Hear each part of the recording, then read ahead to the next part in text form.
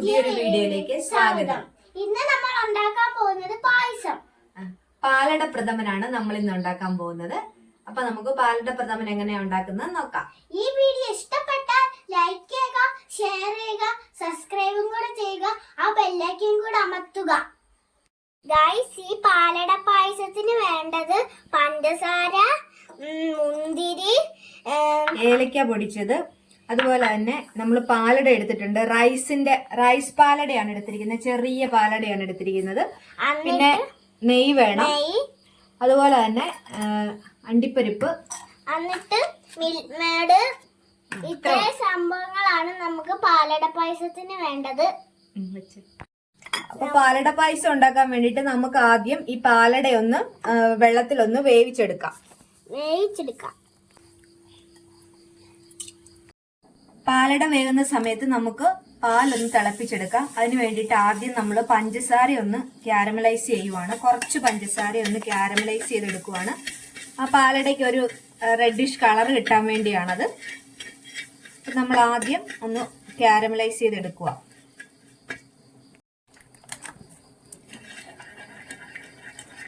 നമ്മുടെ പഞ്ചസാര നന്നായിട്ട് ക്യാരമലൈസ് ആയിട്ടുണ്ട്. നമുക്കിനി ഇതിലേക്ക് കുറച്ച് പാല് ഒഴിച്ച് അതിനെ ഒന്ന് മിക്സ് ചെയ്യാം. നന്നായിട്ടൊന്ന് മെൽറ്റ് ചെയ്തെടുക്കാം.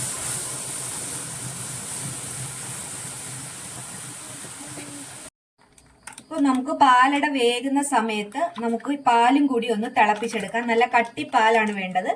നമ്മൾ ഇപ്പൊ ഒരു 150 ഗ്രാമോളം പാലടയാണ് എടുത്തേക്കുന്നത്. അതിന് ഒരു 2 ലിറ്റർ പാല് നമ്മൾ എടുക്കുന്നുണ്ട്. നമ്മുടെ പാലട അതേ പകുതി വേവായിട്ടുണ്ട്. ഇനി നമുക്ക് ഇതിലെ വെള്ളം ഊറ്റിക്കളഞ്ഞ് കുറച്ച് പച്ചവെള്ളം, കുറച്ച് കൂടുതൽ പച്ചവെള്ളം ഒഴിച്ച് വെക്കാം. ഈ പാലട തമ്മിൽ ഒട്ടാതിരിക്കാൻ വേണ്ടിയിട്ടാണ് പച്ചവെള്ളം ഒഴിക്കുന്നത്. നമ്മള് ഈ വേവിച്ച പാലടയിലോട്ട് നല്ലവണ്ണം പച്ചവെള്ളം ഒഴിച്ചു കൊടുക്കുവാണ്. എന്നിട്ട് ഇത് ഡ്രെയിൻ ചെയ്തെടുക്കണം. നന്നായി ഇളക്കി ഇതിന്റെ ചൂടൊക്കെ ഒന്ന് മാറി വേണ്ട. നമ്മുടെ പാലടയെല്ലാം അന്നേരം ഒന്നും തൊടാതെ കിടക്കത്തുള്ളൂ. പാലട നമ്മൾ നല്ലവണ്ണം ഡ്രെയിൻ ചെയ്തെടുത്തിട്ടുണ്ട്. ഇനി ഇത് നമുക്ക് നെയ്യിൽ വറുത്തെടുക്കാം. അതിന് മുന്നേ ആയിട്ട് നമ്മൾ എടുത്തു വെച്ചിരിക്കുന്ന അണ്ടിപ്പരിപ്പും കിസ്മസും ഒന്ന് നെയ്യിൽ വറുത്തെടുക്കാം. അപ്പൊ നമ്മള് നെയ്യ് ഒഴിച്ചിട്ടുണ്ട്. ഇനി നമുക്ക് മുന്തിരിയും അണ്ടിപ്പരിപ്പും ഒന്ന് വറുത്തെടുക്കാം. ഇതൊന്ന് നന്നായിട്ട് വറുത്ത് കോരിയെടുക്കാം. മുന്തിരി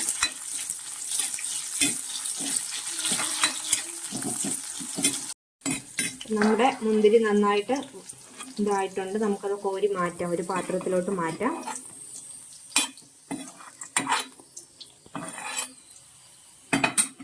ഇതിലേക്ക് അണ്ടിപ്പരിപ്പും കശുവണ്ടിയും കൂടി ഇട്ടൊന്ന് മൂപ്പിച്ചെടുക്കാം.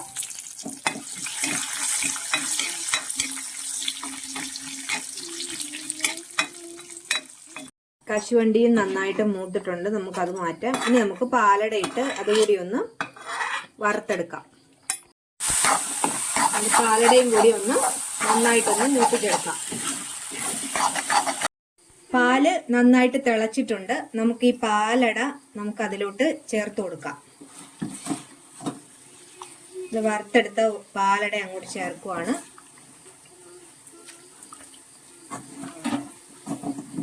നന്നായിട്ട് ഇളക്കി കൊടുത്തോണ്ടിരിക്കണം.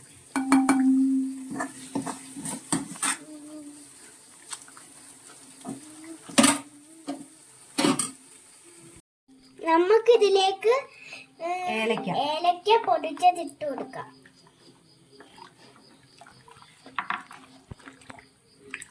നമ്മൾ ക്യാരമലൈസ് ചെയ്തപ്പോ കുറച്ച് പഞ്ചസാര ഇട്ടായിരുന്നു. കുറച്ച് ആവശ്യത്തിനുള്ള ഇത്തിരി മധുരം കൂടി നമുക്ക് ചേർത്ത് കൊടുക്കാം. നമ്മൾ മിൽക്ക് മെയ്ഡ് ചേർക്കുന്നുണ്ട്, അതുകൊണ്ട് കുറച്ച് പഞ്ചസാര കുറച്ചാണ് ചേർക്കുന്നത്. മധുരം കൂടുതൽ വേണ്ടവർക്ക് നന്നായിട്ട് പഞ്ചസാര ചേർക്കാം. നമ്മുടെ പായസം ഇവിടെ നന്നായിട്ട് വെന്തിട്ടുണ്ട്. നമുക്ക് ഇതിലേക്ക് ഇനി നമ്മൾ പഞ്ചസാര കുറച്ച് ആഡ് ചെയ്യുന്നുള്ളൂ. കുറച്ച് മിൽക്ക് മെയ്ഡും കൂടി ഒഴിച്ചു കൊടുക്കാം. ഏകദേശം നമ്മുടെ പായസം ഇവിടെ റെഡി ആയിട്ടുണ്ട്. ഒന്നും കൂടി ഒന്ന് തിളച്ചാൽ മതി. നന്നായിട്ട് നല്ലവണ്ണം ആയിട്ടുണ്ട്. നമ്മുടെ പായസം ഇവിടെ റെഡി ആയിട്ടുണ്ട്. നമുക്കിനി ലാസ്റ്റ് ആയിട്ട് നമ്മുടെ ഈ വറുത്ത് വെച്ചിരിക്കുന്ന അണ്ടിപ്പരിപ്പും അതുപോലെ തന്നെ ഈ മുന്തിരിങ്ങായും നമ്മുടെ പായസത്തിലേക്ക് ചേർത്ത് കൊടുക്കാം.